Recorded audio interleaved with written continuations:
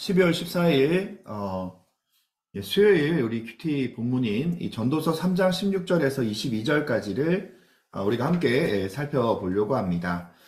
솔로몬은 전도서 3장 전체적인 이 내용을 우리가 보면서 그 시종일관을 모르는 그 인간, 시종을 모르는 이 사람인 이과 모든 시간의 주관자이신 하나님을 대조하면서 이 하나님의 존재를 다시 한번 더 부각시키는 그런 모습으로 이 전도서 3장의 말씀을 시작하였습니다.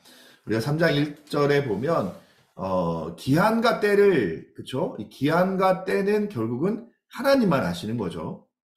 자, 오늘 16절부터 22절까지는 그러면 기한과 때를 모르는 그 인간은 결국은 흙으로 돌아가는 인생이다 라고 얘기를 하면서 이 불완전한 이 세상 가운데, 이 악이 판을 치는 이 세상 가운데 그러면 하나님의 역할은 무엇인가, 거기에 질문과 해답을 던지고 있는 것을 우리가 함께 나누려고 합니다.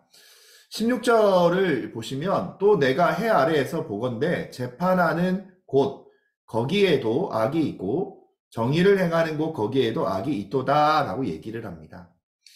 자, 오늘 솔로몬은 우리가 흔히 인생에서 가질 수 있는 질문 한 가지를 던지죠. 악이 승리해 보일 때, 악이 승리한 것처럼 보일 때 어떡합니까? 라는 그 질문을 던지고 또 연이어서 그 질문에 대한 그 해답을 던져주고 있습니다.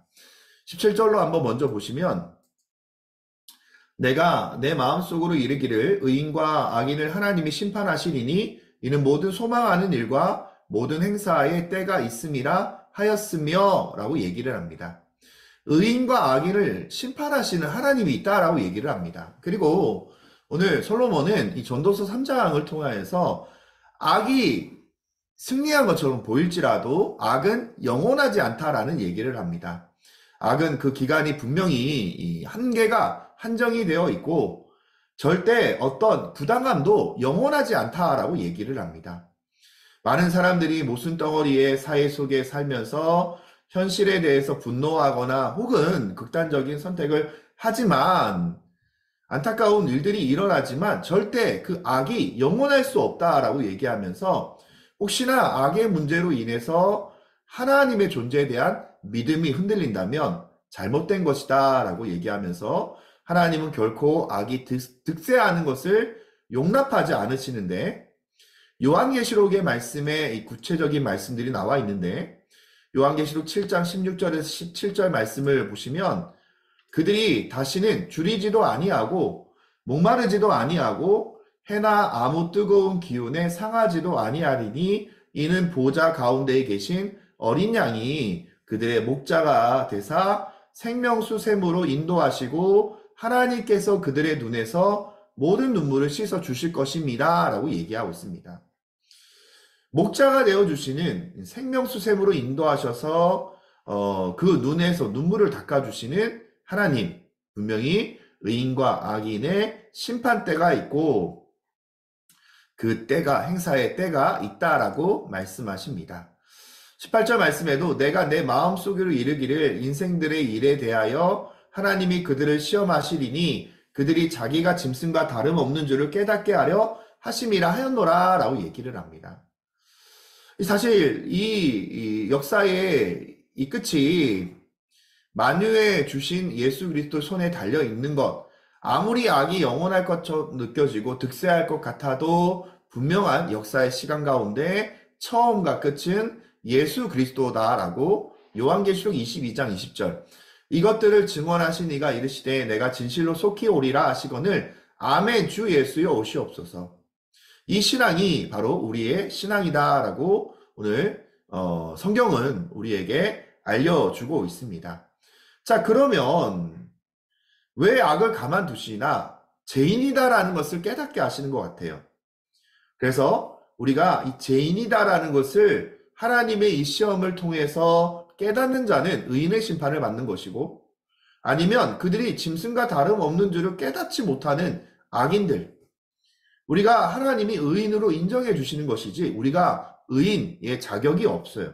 짐승과 다름없는 여러분들 이 창세기에 나와 있는 야곱도 지렁이와 같은 야곱이다라고 얘기를 하죠. 사실 우리의 이 인식이 그러한 인식이다라고 오늘 성경은 우리에게 알려주고 있어요. 아, 우리의 인생은 짐승과 같은 인생이구나. 그래서 19절 말씀에 인생이 당하는 일을 짐승도 당하나니 그들이 당하는 일이 일반이라 다 동일한 호흡이 있어서 짐승이 죽음같이 사람도 죽으니 사람이 짐승보다 뛰어남은 없음은 모든 것이 헛됨이도다 라고 얘기를 합니다. 하나님이 우리에게 부조리와 모순을 매일 보고 느끼게 격도로 두시는 이유는 사람이 스스로 존재를 짐승과 다를 바 없는 죄인이고 무능하다라는 것을 깨닫게 하기 위해서이고, 그래서 우리는 우리 속에 벌레 같은 존재를 봐야 돼요. 바로 야곱처럼 이러한 허물을 만날 때에 드디어 하나님의 은혜와 손길에 내가 붙잡힐 수 있는 것이고, 이때에 우리는 그리스도의 용서와 사랑 가운데 거하게 됩니다. 자, 20절 말씀에 다 흙으로 말미암았으므로 다 흙으로 돌아가나니 다 한 곳으로 가거니와 라고 얘기를 합니다. 재판하는 곳에도 악이 있고 공의를 행하는 곳에도 악이 있죠. 모순 덩어리의 사회 가운데서도 우리가 믿어야 될 사실은 결국은 바로 하나님, 우리의 하나님 한 분을 믿음으로 기다리는 자.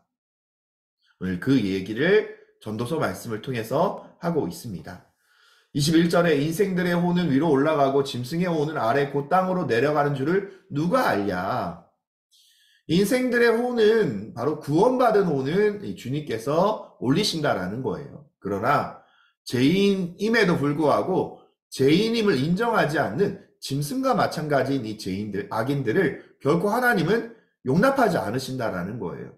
그래서 곧 땅으로 내려가는 그 인생을 우리가 부러워할 것이 아니라 영원한 천국을 기다리고 영원한 천국을 소망하는 귀한 믿음의 모습이 저희들 가운데 있기를 바랍니다. 그러므로 22절, 나는 사람이 자기 일에 즐거워하는 것보다 더 나은 것이 없음을 보았나니 이는 그것이 그의 몫이기 때문이라.